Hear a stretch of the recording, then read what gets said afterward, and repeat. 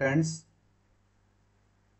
तो आज हम सीडीपी की दूसरी क्लास स्टार्ट करने जा रहे हैं। अगर आपने क्लासेस पहली क्लास को नहीं देखा है तो डिस्क्रिप्शन में लिंक दिया गया है, आप वहां से जाकर के देख सकते हैं। जैसे कि पहली क्लास में भी 30 क्वेश्चन का सेट लेकर आया गया था, और ये दूसरी क्लास में भी आपके टोटल 30 क्वेश्चन हैं। तो आप अंत तक बने रहें और कमेंट करके बताएं कि आपने 30 क्वेश्चन में से कितने क्वेश्चन सही किया है। तो चलिए पहला क्वेश्चन देखते हैं।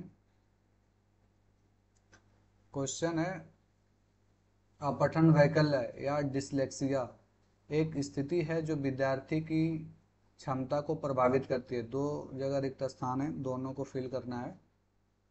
ठीक है, तो ऑप्शन देख लेते हैं। डिसलेक्सिया शारीरिक साथियों के साथ समाजीकरण। तो जो डिसलेक्सिया होती है वो शारीरिक से कोई लेना देना नहीं होता, पढ़ने से संबंधित होती है। तो पहला ऑप्शन आपका गलत हो जाएगा।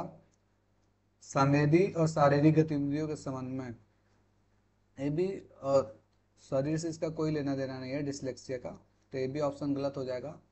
भावनात्मक का चित्र बनाने में, तो चित्र बनाने में नहीं इसका कोई रोल होता है, पढ़ने में इसका रोल होता है। अंत जो है, तंत्रिकाएं न्यूरोलॉजिकल ध्वनियों को प्रतीक चिन्हों के साथ जोड़ने में, तो ये आपका बिल्कुल सही जवाब हो जाएगा कि जो डिसलेक्सिया एक तंत्र तंत्रिकीय न्यूरोलॉजिकल स्थिति है जो विद्यार्थियों की ध्वनियों को प्रतीक चिन्हों के साथ जोड़ने में की क्षमता को प्रभावित करती है। तो आपका चौथा जो है बिल्कुल सही हो जाएगा। अगले प्रश्न में चलते हैं। प्रश्न है कथन और कारण वाला। जैसे कि आपको पता है कि अगर आप पीवाईक्यू देखे होंगे तो आपको इस तरह के क्वेश्चन 10 से 15 क्वेश्चन इस तरह के आपको देखने को मिल जाएंगे पूरे पेपर में। ठीक है, ये बहुत ही, अगर आप क्वेश्चन को अच्छे से समझ लेते हैं तो आपका इजीली सॉल्व हो जाता है। तो क्वेश्चन देखते हैं कि वास्तविक जीवन की समस्याओं और मूर्त अनुभवों से सीखने से बच्चे को अधिगम और जानकारी प्राप्त करने के लिए कई रास्ते मिलते हैं। ठीक है, कारण है विकास अपेक्षाकृत स्थिति और अनु, अनुक्रमिक है। सही, इसमें सही विकल्प को चुनना है। और इसमें क्या है कि विकास अपेक्षाकृत व्यवस्थित और अनुक्रमिक है, ये बिल्कुल सही है। तो जहां जहां अगर आपको कथन कारण गलत दिखे उसको आपको ऑप्शन को गलत कर देना है। जैसे आ रहा है यहाँ पे गलत दे रहा है तो बिल्कुल गलत है, क्योंकि सही है ऑप्शन के अनुसार। कथन कारण जो है अपना सही है, और यहाँ पे भी आर को गलत बता रहा है तो ये भी गलत हो जाएगा। ए और आर दोनों सही है, लेकिन ए का सही व्याख्या नहीं करता है, तो ए का सही व्याख्या कर रहा है। आप कथन को अच्छे से पढ़ेंगे तो ये भी आपका गलत हो जाएगा। ए और आर दोनों सही है, और ए की आर सही व्याख्या करता है, तो ये आपका सही जवाब हो जाएगा। अगला प्रश्न है, पाठ्य पुस्तकों और मीडिया में विभिन्न जेंडर का प्रतिनिधित्व कितना और किस तरीके से किया जाता है। जैसे महत्वपूर्ण प्रश्न पूछने से किसको प्रोत्साहन मिलेगा। जेंडर पहचानने को मजबूत करना, एक गलत है। जेंडर भूमिका की नम्यता को हतोत्साहित करना, हतोत्साहित नहीं करना, यह भी गलत हो जाएगा। जेंडर रूढ़ियों पर सवाल उठाना, जेंडर स्थिरता को मजबूत नहीं करना है, यह भी गलत हो जाएगा। तो जो आपका सही जवाब होगा तीसरा होगा, जेंडर रूढ़ियों पर सवाल उठाना। अगले प्रश्न में चलते हैं।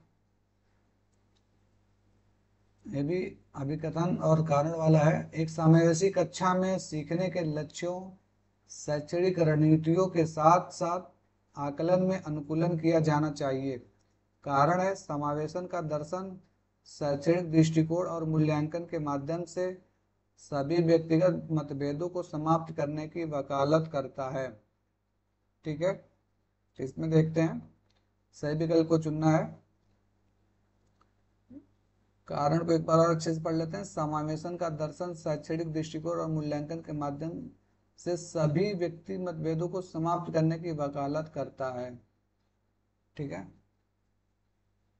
तो जो आपका आर है वो गलत है, क्योंकि मतभेदों को समाप्त करने की वकालत नहीं करता है। तो जहां जहां अगर सही दिया है आर को, सबसे पहले उसको टारगेट करेंगे।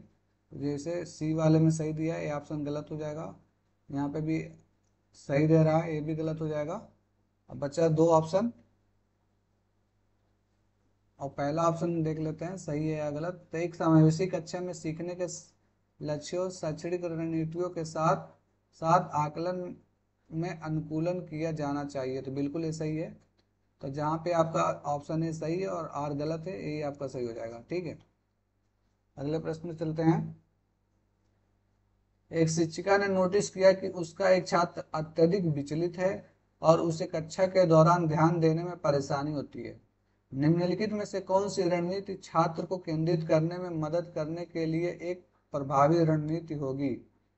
ऑप्शन है स्वनियमन और समय प्रबंधन के लिए छात्र को टाइमर देना, माता पिता को बुलाकर छात्र के खिलाफ सख्त अनुशासनात्मक कार्रवाई करना, तो ये वाला कार्रवाई तो होगा नहीं, छात्र को कक्षा के दौरान बार बार छात्र को कक्षा के दौरान बार बार करने के लिए कार्य देना, ये भी सही काम नहीं है, छात्र को सख्ती से अपना अवधान अवधि पढ़ने के लिए कहना, सख्ती छात्रों के साथ सख्ती नहीं बरतना है, तो भी गलत हो जाएगा। तो जो आपका ऑप्शन बच रहा है वो ए सही हो जाएगा। अगला प्रश्न है, अभिकथन और कारण वाला ये भी प्रश्न है, देखते हैं। शिक्षकों को निरंतर अपने स्वयं के रूढ़िवादिता और पूर्वाग्रहों पर चिंतन करना चाहिए। कारण है सांस्कृतिक रूप से उत्तरदायी शिक्षण का अर्थ है कि शिक्षक चिंतनशील हो। सही विकल्प चुने। तो विकल्प को पढ़ते हैं। ए सही है लेकिन आर गलत है। ए और आर दोनों गलत है। ए और आर दोनों सही है और एक की आर सही व्याख्या करता है। ए और आर दोनों सही है लेकिन एक की आर सही व्याख्या नहीं करता है। तो सांस्कृतिक कारण को देख लेते हैं एक बार। सांस्कृतिक रूप से उत्तरदायी शिक्षण का अर्थ है कि शिक्षक चिंतनशील हो। इस बिल्कुल सही है, ये भी आपका सही है। शिक्षकों को निरंतर अपने स्वयं के रूढ़िवादिता और पूर्वाग्रहों पर चिंतन करना चाहिए, ये भी सही। तो दोनों सही है। और जहां जहां अगर आर को गलत बता रहा है वो ऑप्शन आपका गलत हो जाएगा। तो यहाँ पे भी आर को गलत बता रहा है, इसको आप काट दीजिए। यहाँ पे भी गलत बता रहा है, इसे काट दीजिए। और इसकी सही व्याख्या भी कर रहा है, तो इसलिए आपका ऑप्शन नंबर सी सही हो जाएगा। ए और आर दोनों सही है और ए आर की सही व्याख्या करता है। अगला प्रश्न है, निम्नलिखित में से कौन सी प्रक्रिया वातावरण से प्राप्त जानकारी के अर्थ निर्माण और इसे स्मृति में आगे संग्रहित करने के लिए आवश्यक है? भूलना, पुनर्प्राप्ति, ध्यान देना, क्षय होना। तो इसमें कौन सी आपका सही हो जाएगा? ध्यान देना, ये आपका ऑप्शन सही हो जाएगा। अगला प्रश्न है, कोहल वर्ग के नैतिक विकास की किस अवस्था में बच्चों का तर्क कानून की नैतिकता के इर्द गिर्द घूमता है? तो किसके अंतर्गत कानून की नैतिकता इर्द गिर्द घूमता है?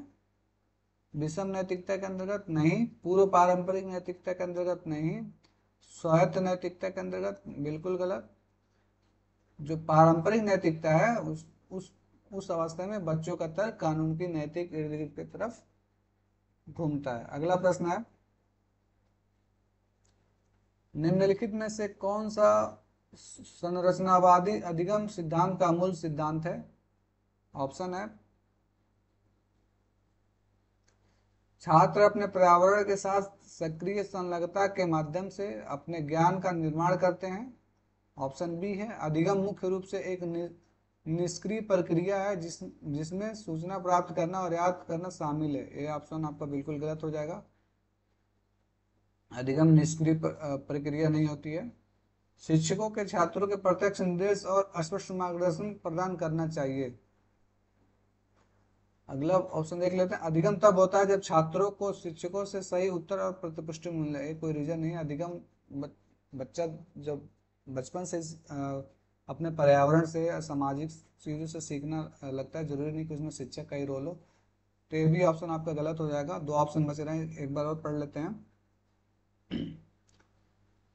शिक्षकों के छात्रों को प्रत्यक्ष निर्देश और स्पष्ट मार्गदर्शन प्रदान करना चाहिए। कोई रीजन नहीं है। आपका पहला जो जवाब होगा वो सही हो जाएगा कि छात्र अपने पर्यावरण के साथ सक्रिय संलग्नता के माध्यम से अपने ज्ञान का निर्माण करते हैं। ठीक है, अगला प्रश्न है, वाइगोत्स्की के अनुसार संज्ञानात्मक विकास को सुगम बनाने में शिक्षक की क्या भूमिका है? ऑप्शन है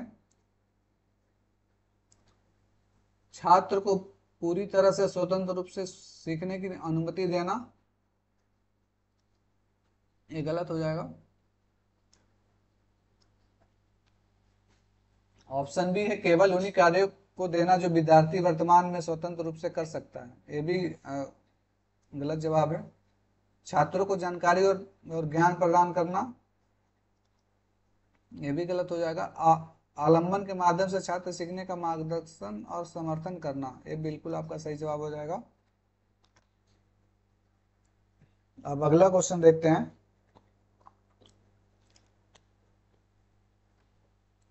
क्वेश्चन है, निम्नलिखित में से कौन एक समावेशी कक्षा का उदाहरण नहीं है? तो उदाहरण नहीं है पूछ रहा है, प्रश्न को ध्यान से देखना है। विभेदित निर्देश देना,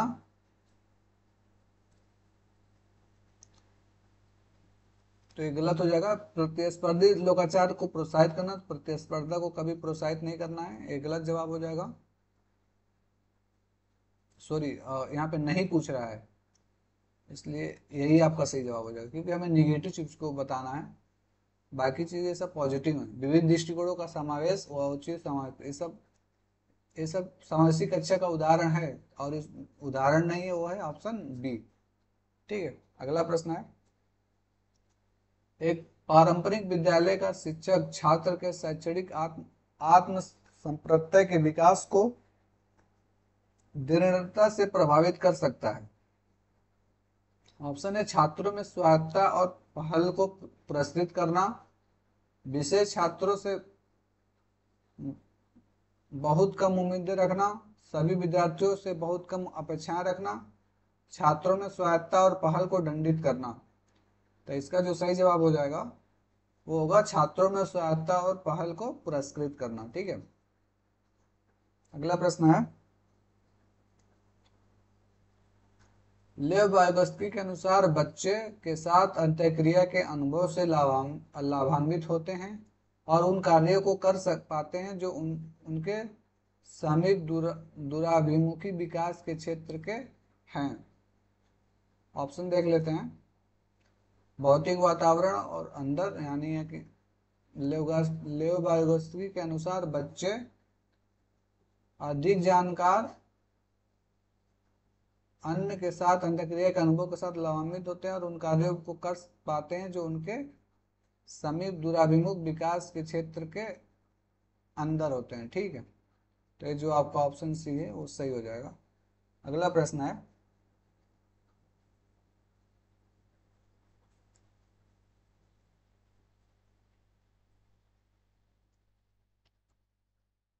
अभिकथन है, जब कोई उद्देश्यात्मक निश्चित क्षण नहीं होता, जब कोई बच्चा मध्य बाल्यावस्था या किशोरावस्था में प्रवेश करता है, कारण है विकास प्रकृति में निरंतर होता रहता है। तो इसका देखते हैं, ए सही है लेकिन आर गलत है। ए और आर दोनों गलत है, ए और आर दोनों सही है और ए आर की सही व्याख्या करता है। ए और आर दोनों सही है लेकिन एक की आर सही व्याख्या नहीं करता है। तो यहाँ पे लिख रहा है कि विकास प्रकृति में निरंतर होता रहता है, निरंतर नहीं होता है, एक समय के बाद जाकर के विकास रुक जाता है। तो अतः जो आपका कारण है वो गलत होगा। तो जहाँ जहाँ आपका नहीं, ये सही होगा, क्योंकि हमें पॉजिटिव चीज बताना है कि विकास प्रकृति में निरंतर होता रहता है। तो इसलिए आपका जो ऑप्शन होगा वो सी सही हो जाएगा कि ए और आर दोनों सही है और ए की सही व्याख्या करता है, आर ए की सही व्याख्या करता है। ठीक है, अगला प्रश्न देखते हैं। एक प्रगतिशील कक्षा में आकलन कैसा होना चाहिए? तो योगात्मक, मानक दर्शित, गतिशील या वस्तुनिष्ठ होता है। कैसा होता है? तो एक प्रगतिशील कक्षा में आकलन गतिशील होता है।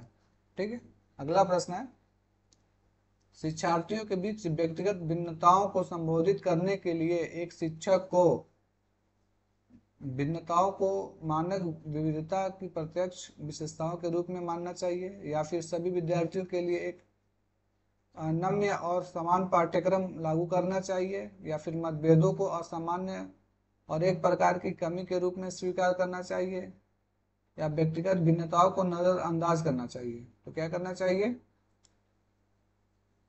भिन्नताओं को मानो विविधता की प्रत्यक्ष विशेषता के रूप में मानना चाहिए। ठीक है, तो ये जो आपका ऑप्शन है सही हो जाएगा। अगला प्रश्न है, आलोक निम्नलिखित व्यवहार दिखाता है, पढ़ते समय सिर को अजीब स्थिति में पकड़ना, आंख को बार बार मूंदना और रगड़ना, आंखों की लाली सूजन, अक्षर पहचानने में भ्रमित होना, या किसके संभावित लक्षण हो सकते हैं। तो अशोक के साथ ये सब जो घटनाएं हो रही हैं वो किसके लक्षण हो सकते हैं, स्वालीनता विकार के, या फिर संचार संबंधी विकार के, या दृष्टि संबंधी समस्या, भाषा की समझ की समस्या। तो भाषा से कोई लेना देना नहीं है, इसमें दृष्टि से संबंधित चीजें हो रही हैं। तो ठीक है, तो इसलिए ऑप्शन सी आपका सही हो जाएगा। अगला प्रश्न है, निम्न में से कौन सा एक महारत लक्ष्य अभिविन्यास का वर्णन करता है। ऑप्शन है, बारीक पुरस्कार प्राप्त करने के लिए उच्च ग्रेड प्राप्त करने पर ध्यान देना, अपमान के डर से असफलता या सजा से बचने पर ध्यान देना, दूसरे के साथ प्रतिस्पर्धा करने के लिए एक निश्चित स्तर के प्रदर्शन को प्राप्त करने पर ध्यान देना, या फिर किसी कार्य के लिए अपनी कौशल और समझ को सुधारने पर ध्यान देना। तो इसका जो सही जवाब हो जाएगा वो होगा किसी कार्य के लिए अपनी कौशल और समझ को सुधारने पर ध्यान देना। ये आपका सही जवाब हो जाएगा। अगला प्रश्न है, जिन पियाजे के अनुसार चिन्हों का प्रयोग करने की क्षमता, जैसे कि अक्षर यक्ष को अज्ञात अंक के लिए मानने की क्षमता के दौरान विकसित होती है और विद्यार्थी को सीखने में सक्षम बनाती है। ऑप्शन क्या है, औपचारिक सक्रियात्मक अवस्था, बीजगणित और गणना, औपचारिक सक्रियात्मक अवस्था, संरक्षण और क्रमबद्धता, मूर्त सक्रियात्मक अवस्था, बीजगणित और गणना, मूर्त सक्रियात्मक अवस्था, संरक्षण और क्रमबद्धता। ठीक है, तो इसका जो सही जवाब होगा वो होगा औपचारिक सक्रियात्मक अवस्था और बीजगणित गणना। ठीक है, अगले प्रश्न चलते हैं। अभिकथा ने छात्रों के अच्छा प्रदर्शन करने और स्कूल में बने रहने की अधिक संभावना है यदि उनको अपने स्कूल से भावनात्मक लगाव है और वे मानते हैं कि उनका होना मायने रखता है। कारण है, भावनाएं सीखने में महत्वपूर्ण भूमिका निभाती हैं। ऑप्शन देख लेते हैं, ए और आर। ए सही है लेकिन आर गलत है। ए और आर दोनों गलत है। ए और आर दोनों सही है और एक ही आर सही व्याख्या करता है। ए और आर दोनों सही है लेकिन ए आर की सही व्याख्या नहीं करता। तो ये तो गलत हो जाएगा क्योंकि दोनों कथन सही है, इसलिए जो आपका ऑप्शन सी है वो सही हो जाएगा। अगले प्रश्न में चलते हैं।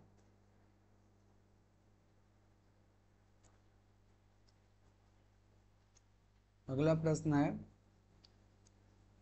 21, निम्नलिखित में से कौन प्रगतिशील शिक्षा में शिक्षक की भूमिका का सबसे अच्छा वर्णन करता है। ऑप्शन है इसमें, शिक्षक पाठ्यचर्या मानकों का कड़ाई से पालन सुनिश्चित करने के लिए जिम्मेदार है। शिक्षक बच्चों को स्वतंत्र रूप से सीखने देता है और उनके सीखने में हस्तक्षेप नहीं करता है। शिक्षक कक्षा में ज्ञान और प्राधिकार का प्राथमिक स्रोत है। शिक्षक बच्चों को प्रयोग करने के लिए विविध सामग्री प्रदान करता है और आवश्यकता पड़ने पर आलंबन प्रदान करता है। तो इसका जो सही जवाब हो जाएगा वो होगा कि शिक्षक बच्चों को प्रयोग करने के लिए विविध सामग्री प्रदान करता है और आवश्यकता पड़ने पर आलंबन प्रदान करता है। ठीक है, अगला प्रश्न है, निम्नलिखित में से कौन सा समाजीकरण की प्रक्रिया की विशेषता है। तो विशेषता पूछ रहा है समाजीकरण की। ऑप्शन है, एक रेखीय प्रक्रिया है, या एक जटिल प्रक्रिया है, या एक बहुआयामी प्रक्रिया है, या विभिन्न संस्कृति में विशिष्ट रूप से होती है। ठीक है, तो इसका जो सही जवाब होगा इसमें देख लेते हैं। यह एक रेखीय प्रक्रिया, समाजीकरण जो है वो रेखीय प्रक्रिया नहीं होती है। ठीक है, तो ए तो जहाँ होगा वो ऑप्शन आपका गलत हो जाएगा, तो बी गलत हो जाएगा और सी गलत हो जाएगा। बचा 3, तो यह जटिल प्रक्रिया है, बहुआयामी भी है और यह विभिन्न संस्कृतियों में विशिष्ट रूप से होती है, तो इसलिए आपका जो ऑप्शन ए सही हो जाएगा। अगले प्रश्न में चलते हैं। किशोरावस्था के बारे में निम्नलिखित में से कौन सा कथन सही नहीं है? तो सही नहीं है वो पूछ रहा है। तीन ऑप्शन आपके सही होंगे, एक जो गलत है वही आपका सही आंसर हो जाएगा। ऑप्शन पढ़ते हैं। किशोरावस्था बचपन और वयस्कता के बीच विकासात्मक संक्रमण है जिसमें शारीरिक, संज्ञानात्मक और मनोसामाजिक परिवर्तन होते हैं। ऑप्शन बी है। विभिन्न संस्कृतियों के बच्चे एक समान तरीके से किशोरावस्था में प्रवेश करते हैं और इसे अनुभव करते हैं। सी है। किशोरावस्था एक सामाजिक संरचना है। डी है। किशोरावस्था को आमतौर पर यौवन को शुरू करने के लिए माना जाता है। यह एक ऐसी प्रक्रिया है जो यौन परिपक्वता और पुनरुत्पादन की क्षमता की ओर ले जाती है। तो इसमें आपका जो गलत जवाब होगा वो होगा बी। विभिन्न संस्कृतियों के बच्चे एक समान तरीके से किशोरावस्था में प्रवेश करते हैं और उसे अनुभव करते हैं। ठीक है, अगला प्रश्न देखते हैं। प्रश्न है, रचनात्मक मूल्यांकन के लिए कार्य की प्रगति को दर्शाते पोर्टफोलियो एक प्रभावी प्रणाली है क्योंकि। Option A. वे मूल्यांकन की प्रक्रिया में छात्रों को शामिल करते हैं। ऑप्शन बी है। वे व्यक्तिगत छात्रों की प्रगति के बारे में अंतर्दृष्टि प्रदान करते हैं। या फिर सी है। वे मुख्य रूप से अंतिम उत्पाद की प्रस्तुति पर ध्यान केंद्रित करते हैं। या फिर डी है। वे छात्र अधिगम के ठोस सबूत पेश करते हैं। ठीक है, तो इसका जो सही जवाब हो जाएगा वो हो जाएगा, पहले तो ए और बी सही है। ठीक है, और सी, वे मुख्य रूप से अंतिम उत्पाद की प्रस्तुति पर ध्यान देते हैं। तो सी वाला ऑप्शन जो है वो आपका गलत हो जाएगा। तो जहाँ जहाँ सी है वो आपका एलिमिनेट हो जाएगा और बचेगा बाकी तीन तो आपके सही हैं, तो इसलिए आपका ऑप्शन बी सही हो जाएगा। अगला प्रश्न है। एक माध्यमिक स्कूल शिक्षक छात्रों को संकल्पनाओं और वास्तविक दुनिया के अनुप्रयोगों के बीच संबंध बनाने में मदद करके सार्थक सीखने को सक्षम बनाना चाहता है। निम्नलिखित में से कौन सी गतिविधि एक उपयुक्त शैक्षणिक रणनीति होगी? ऑप्शन है। विद्यार्थियों को उद्दीपक प्रतिक्रिया अनुबंध की विधि द्वारा सीखने को कहें। ये आपका ऑप्शन गलत हो जाएगा। छात्रों को छोटे समूहों में वर्तमान मुद्दे पर शोध करने दें और अपने निष्कर्ष कक्षा में प्रस्तुत करें। छात्रों को नियम और परिभाषाएं याद तो कराना नहीं है, आपका निगेटिव हो जाएगा। विद्यार्थियों के बहुविकल्पीय प्रश्नों वाली कार्य पत्रक पूरी करने को कहें। ये भी आपका गलत हो जाएगा। तो जो आपका ऑप्शन बी है वो सही हो जाएगा। अगला प्रश्न है। सुजाता नृत्य प्रतियोगिता में केवल इसलिए उत्सुकता से भाग लेती है क्योंकि वह नगद का प्रथम पुरस्कार जीतने में रुचि रखती है। ठीक है, यानी नगद पुरस्कार वो जीतना चाहती है। सुजाता इसमें से क्या होगी कि महारत उन्मुखी विद्यार्थी है, असफलता परिहार विद्यार्थी है, आंतरिक रूप से प्रेरित है, या फिर वो बाहरी रूप से प्रेरित है। तो सुजाता जो है वो बाहरी रूप से प्रेरित है क्योंकि वो सिर्फ नगद पुरस्कार जीतना चाहती है।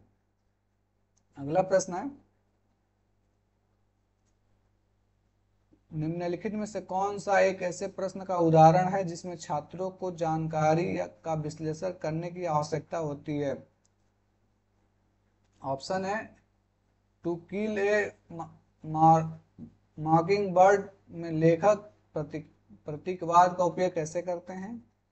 टू किल ए मॉकिंग बर्ड का नायक कौन है? टू किल ए मॉकिंग बर्ड उपन्यास का कथानक क्या है?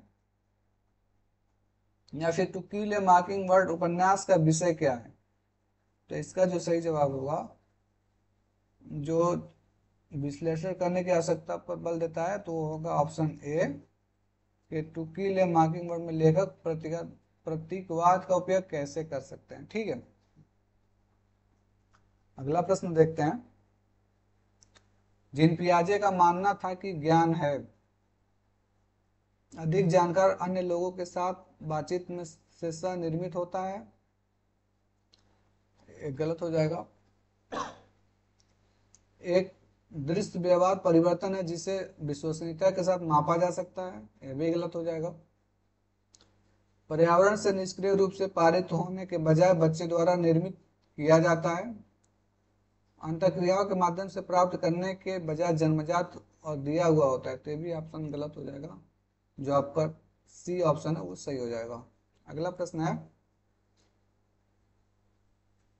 कोहालबर्ग के नैतिक विकास के सिद्धांत की कैरोल गिलिगन की आलोचना का केंद्रीय तर्क है।